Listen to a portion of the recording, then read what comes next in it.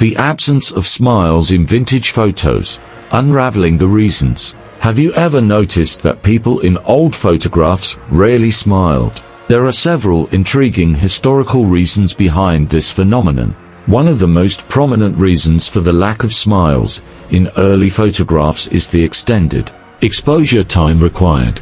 In the nascent days of photography, cameras were far from the quick click, instant gratification devices we have today. Instead, capturing an image was a time-consuming process.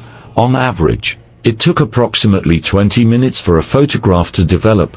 To ensure the best quality image, subjects had to remain as still as possible during this period. Any movement would result in blurriness and a lack of focus, hence, maintaining a neutral, relaxed expression was more practical than holding a smile for an extended duration. As camera technology advanced, exposure times were significantly reduced. By the 1900s, cameras could capture an image in about 20 seconds. The introduction of cameras like the Brownie made it possible for people to smile during the brief exposure times, though still slower compared to today's standards. Before the advent of photography, capturing a person's likeness was an intricate and time-consuming process, often involving hand painting.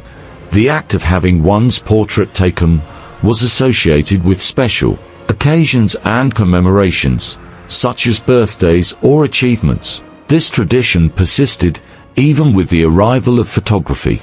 People continued to treat portrait sessions as significant moments in their lives, hence opting for a composed, serious demeanor. During the Victorian era, there was a peculiar tradition of photographing the deceased. These post-mortem photographs aimed to preserve a frozen presentation of the departed individual. This concept contrasted with our modern view of photography as a means to capture fleeting moments. Deceased loved ones were dressed in black and propped upright for these somber photographs, reflecting the belief that this practice somehow ensured their immortality. The existence of these post-mortem portraits contributed to the perception of early portraiture as serious and solemn. In the Victorian and Edwardian eras, smiling for a photograph was frowned upon. It was considered an indication of idiocy and lower-class behavior. Maintaining a serious, stoic expression was regarded as a symbol of power and elegance. While it's challenging to provide concrete evidence for this theory, historical texts and documents suggest that societal norms of the time discouraged smiling in photographs.